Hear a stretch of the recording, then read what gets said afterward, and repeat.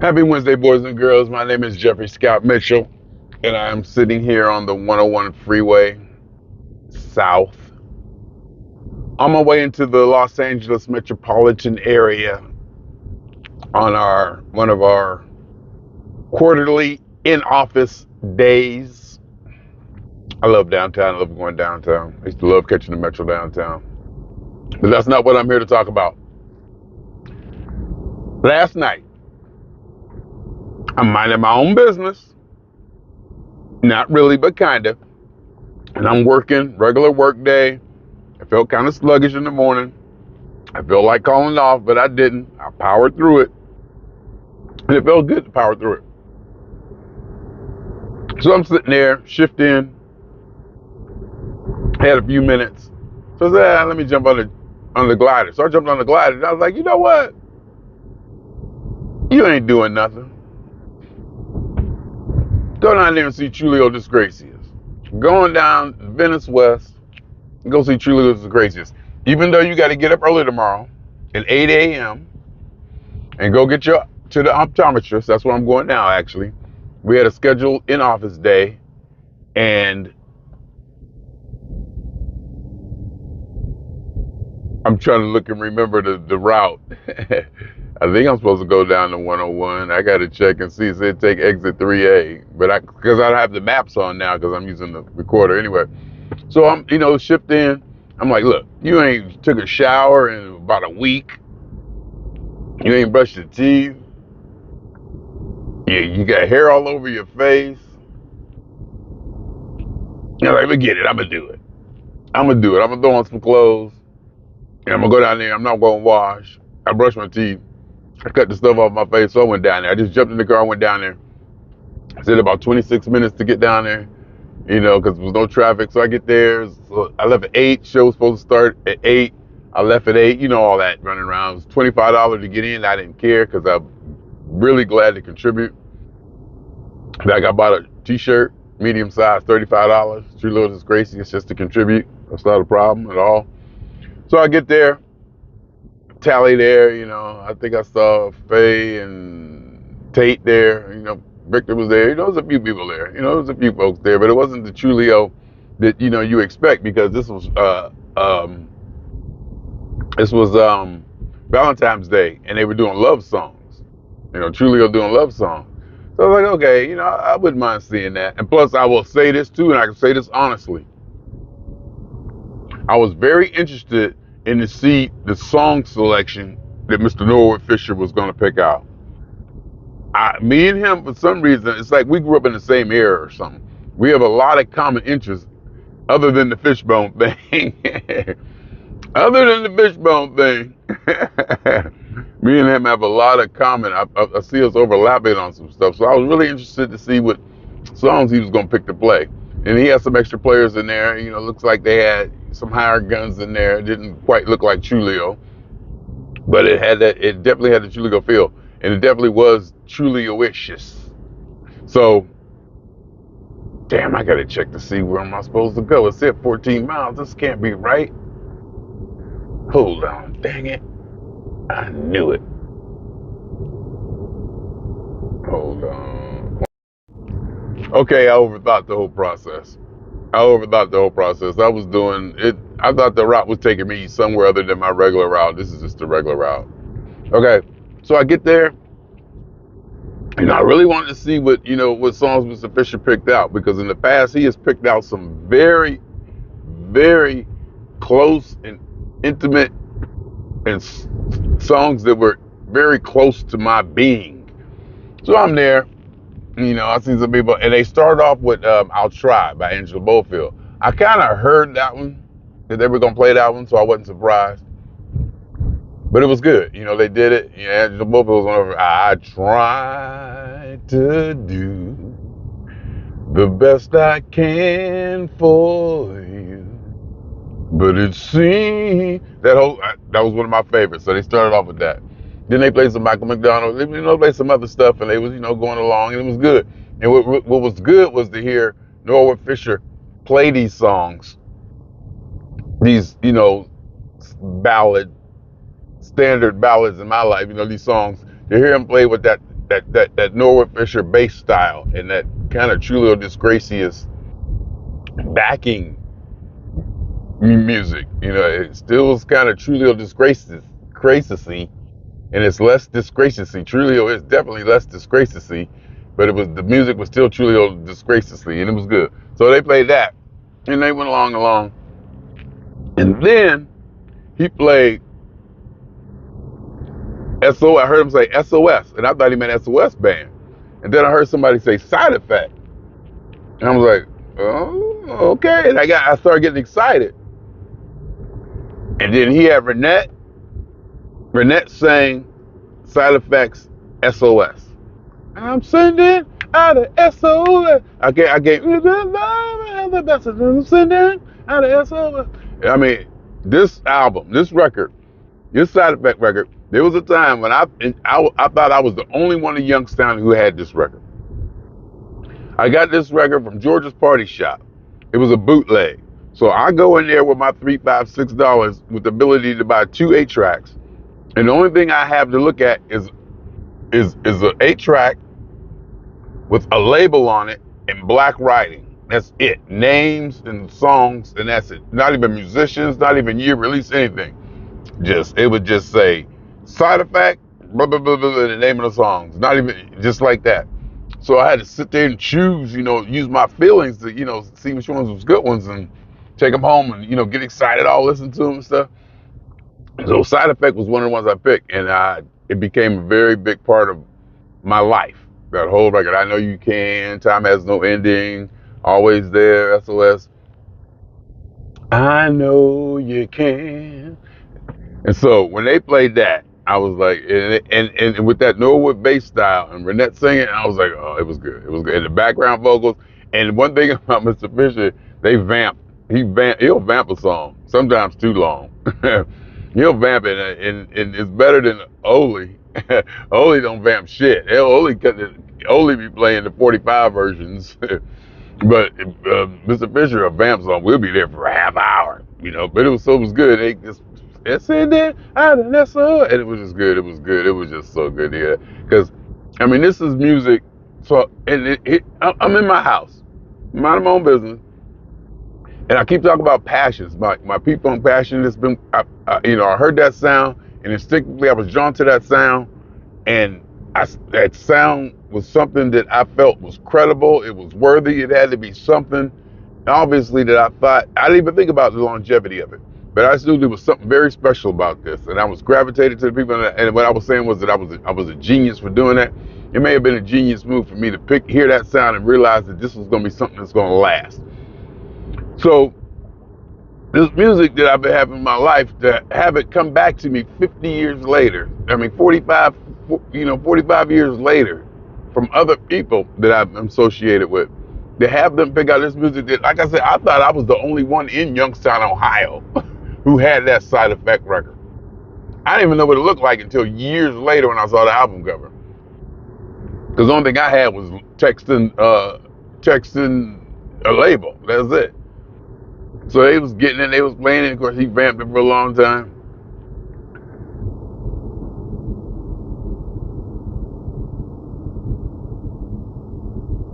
And then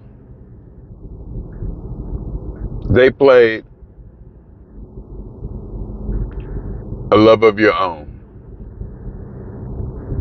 And then they played A Love of Your Own by the Average White Band. This song is sacred to me. This is my all-time favorite slow jam love song, bar none. Nothing is close to this one. This song, I've never heard it live. Well, I've actually heard Average White Band play it live. But I was thinking, to hear a song that I'm so passionate about for so long played live in this setting, by people that I'm acquainted with, and the style that I'm acquainted with. When they start playing it, it was raggedy at first, but it was okay because I could hear it. I could hear the essence of it coming in, and I was like, oh my God. And I got so excited. I was so into it that I was totally into the music. I wasn't even thinking about, oh, this is my song. Oh, this is that. I was gravitated so to the music to pull everything out of that music, that moment, to have that moment. It just stood me up. I stood up and I was standing there like I was a linebacker Gary and run out of quarterback. Because it started to come in, I wanted to hear it so bad. It came in and they locked it in, and you could hear the essence of it. You can hear it, and then Tate sing it. Tate Sims, Mr. Tate Sims, was the one who was chosen to sing the lead on this song.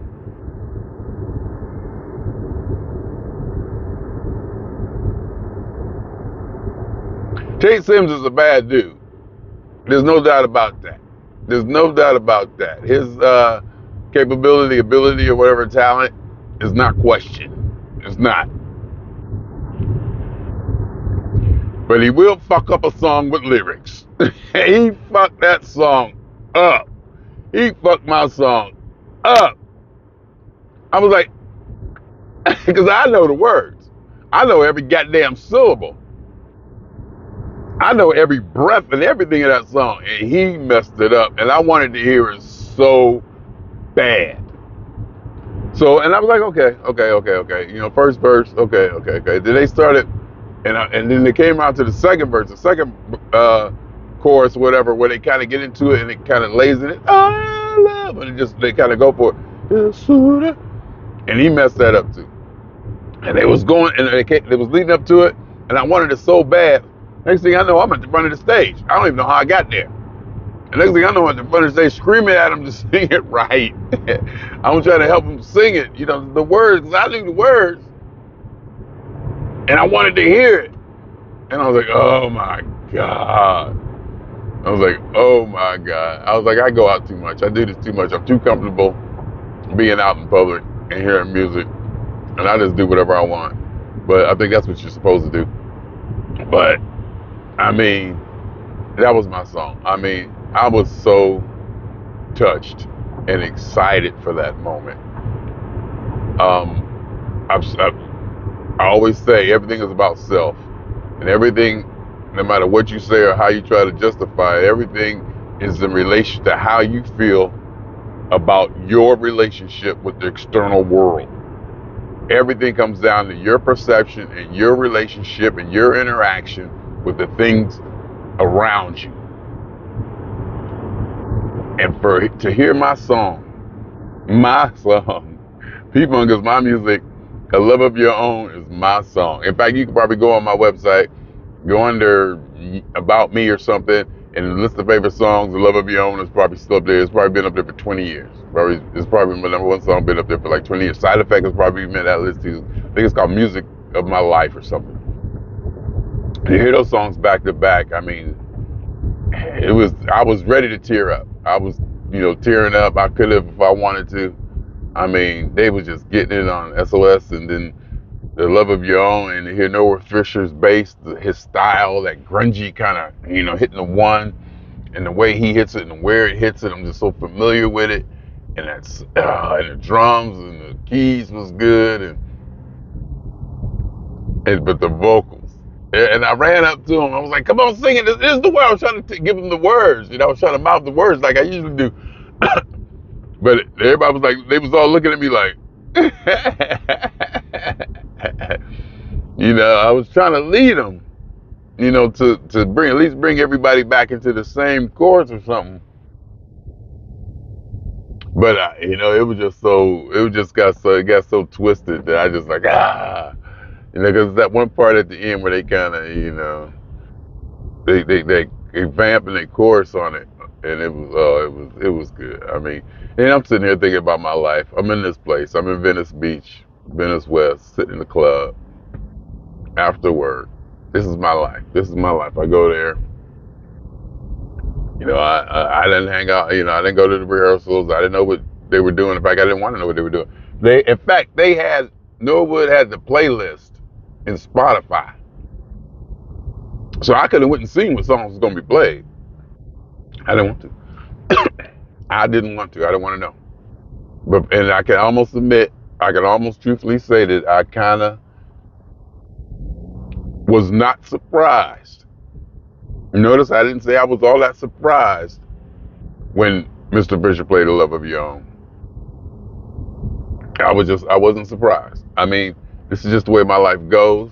This is the things I've come to expect in my life. My deepest passions seem to come back to reward me from unsolicited places. Maybe unsolicited, maybe me just always talking about what I like and put my stuff out there in the universe is enough. Maybe I am soliciting the universe to reward me with more of my passions. But when they played that last night, I was like, oh God. I was like, oh my God. I was like, oh my God. Anyway, I just wanted to get that out there. And this tape just messed up the lyrics. He had his phone. He could have Googled them. I can Google them. I was like, and he started singing, he said, and he started singing in that tape style of singing, if you know what I mean.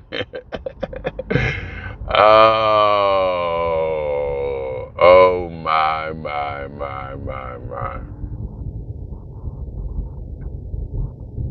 It was good. It was just good. And then so I just leave there and I flew home, jumped into bed because I had to get up early. Now I'm on the freeway, driving through Hollywood, on my way to downtown Los Angeles. To the optometrist.